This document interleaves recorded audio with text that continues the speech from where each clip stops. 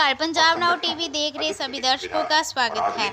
भारत सरकार की तरफ से देश में बनाए गए 44 नए पुल देश के रक्षा मंत्री राजनाथ सिंह की तरफ से डिजिटल तरीके के साथ देश की जनता को समर्पित किए।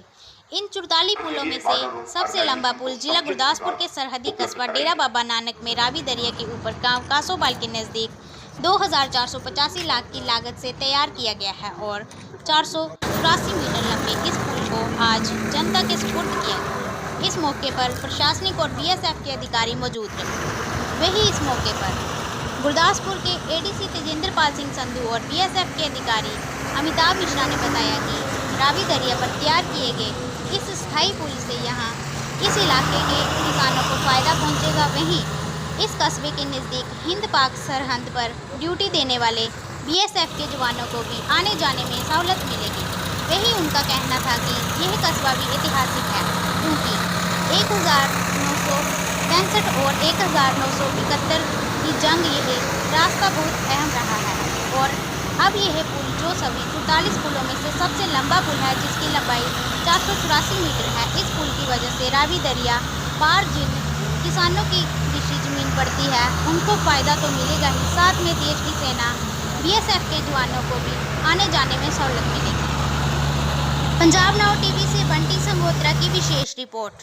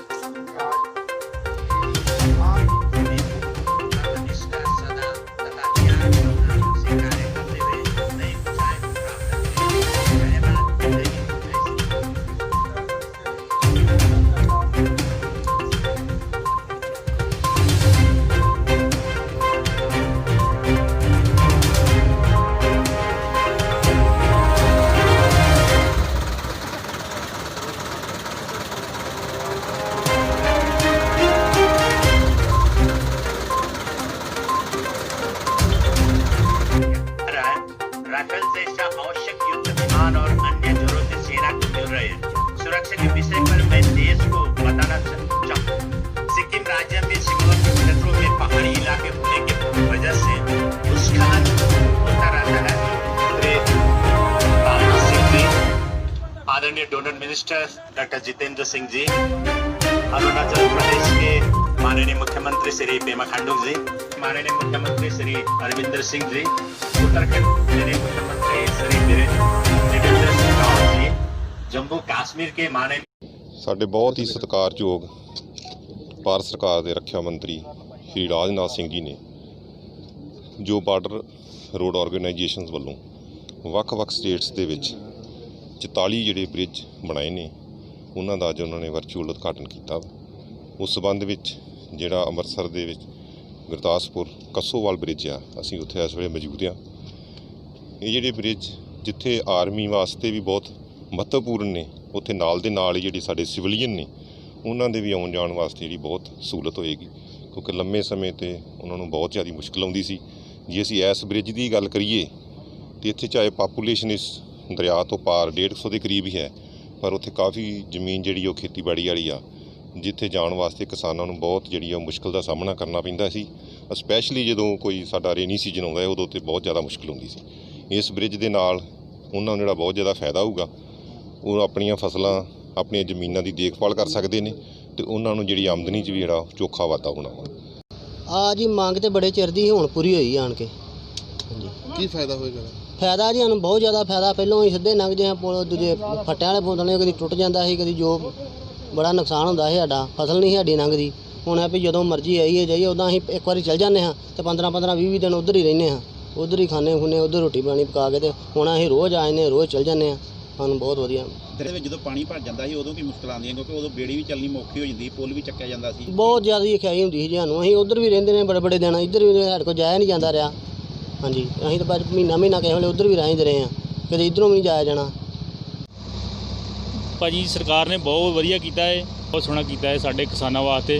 ਹਾਂਜੀ ਅਜੇ ਹੋਰ ਵੀ ਮਜ਼ਦੂਰ ਜੋ ਵੀ ਆ ਉਹ ਵੀ ਦਿਹਾੜੀ ਲਾਉਣ ਤੋਂ ਬੜੇ ਅਵਿਚਾਰ ਹੁੰਦੇ ਸੀ ਪਹਿਲਾਂ ਜਦੋਂ ਪੁਲ ਨਹੀਂ ਸੀ ਹੁੰਦਾ, ਤੇ ਹੁਣ ਸਰਕਾਰ ਦੀ ਬਹੁਤ ਮਿਹਰਬਾਨੀ ਆ ਵੀ ਜ਼ਿਮੀਂਦਾਰਾਂ ਤੇ ਮਜ਼ਦੂਰਾਂ ਨੂੰ ਇਹ ਪੁਲ ਤਿਆਰ ਕਰਕੇ ਦਿੱਤਾ ਵਾ। ਕਿੰਨਾ ਕੋ ਪਰੇਸ਼ਾਨੀ ਉਠਾਣੀ ਪੈਂਦੀ ਸੀ ਜਦੋਂ ਪੁਲ ਨਹੀਂ ਸੀ ਹੁੰਦਾ, ਫਿਰ ਕਿਸ ਤਰ੍ਹਾਂ ਦੀ ਪਰੇਸ਼ਾਨੀ? ਸਰ ਬੜੀ ਪਰੇਸ਼ਾਨੀਆਂ, ਬਹੁਤ ਹੀ ਇਹਨਾਂ ਲੋਕਾਂ ਨੇ ਬਹੁਤ ਪਰੇਸ਼ਾਨੀਆਂ ਸੀ।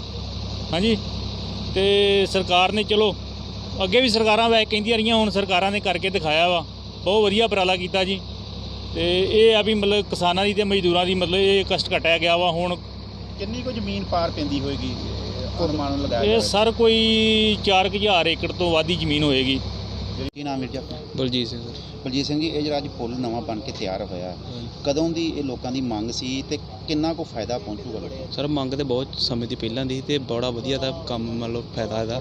ਉੱਦਾਂ ਮੰਨ ਲਓ ਕਿ ਆਪਾਂ ਢੋਲਾਂ ਵਾਲੇ ਪੁਲ ਤੋਂ ਲੰਘ ਕੇ ਜਾਂਦੇ ਸੀ ਤੇ ਕਮੈਨ ਲੰਘਾਉਣ ਲੱਗਾ ਬੜੀ ਮੁਸ਼ਕਲ ਆਉਂਦੀ, ਤੇ ਹੁਣ ਵਧੀਆ ਪੱਕਾ ਪੁਲ ਵੱਜ ਗਿਆ ਤੇ ਇਹਦੇ ਨਾਲ ਬਹੁਤ ਤਗੜਾ ਫਾਇਦਾ ਵਧੀਆ ਹੋਇਆ ਤੇ ਬੜਾ ਵਧੀਆ ਮੰਨ ਲਓ ਵਧੀਆ ਚੀਜ਼ ਬਣੀ ਹੈ, ਬੜੇ ਚਿਰ ਦੀ ਮੰਗ ਸੀ। ਪੁਲ ਤੋਂ ਪਹਿਲਾਂ ਕੀ ਨੁਕਸਾਨ ਉਠਾਉਣੇ ਪੈਂਦੇ ਸੀ ਤੁਹਾਨੂੰ ਰੋਜ਼ਮਰ੍ਹਾ ਜ਼ਿੰਦਗੀ ਦੇ ਵਿੱਚ ਆਉਣ ਜਾਣ 'ਚ? ਹਾਂਜੀ ਇਹ ਜਿਹੜੀ ਇੱਕ ਵਾਰੀ ਕਮੈਨ ਮੰਨ ਲਓ ਕਿ ਲੰਘ ਜਾਂਦੀ ਸੀ ਪਾਰ, ਉਹਨੂੰ ਮੰਨ ਲਓ ਉੱਧਰ ਹੀ ਸਾਰਾ ਸੀਜ਼ਨ ਮੰਨ ਲਓ ਉੱਧਰ ਰਹਿਣਾ ਪੈਂਦਾ। ਹੁਣ ਮੰਨ ਲਓ ਰੋਜ਼ ਆਈਦਾ ਕੋਈ ਬਹੁਤ ਵਧੀਆ ਫਾਇਦਾ ਪੁਲ ਦਾ। मतलब जहाँ तक इस ब्रिज का सवाल है, आपको ऐतिहासिक रूप से पता है कि यहाँ पर 2 बार 1965 और 1971 में लड़ाई हुई। ये एक इनक्लेव का इलाका है जो कि घिरा हुआ है। इस इनक्लेव में संपर्क बहुत ही महत्वपूर्ण था और इसके लिए ऐतिहासिक रूप से अगर देखा जाए तो यहाँ पर एक पंटून ब्रिज बनता था जो कि बारिश में निकाल दिया जाता था क्योंकि उसमें वज़न लेने की क्षमता कम थी। इसीलिए इस ब्रिज का निर्माण हुआ।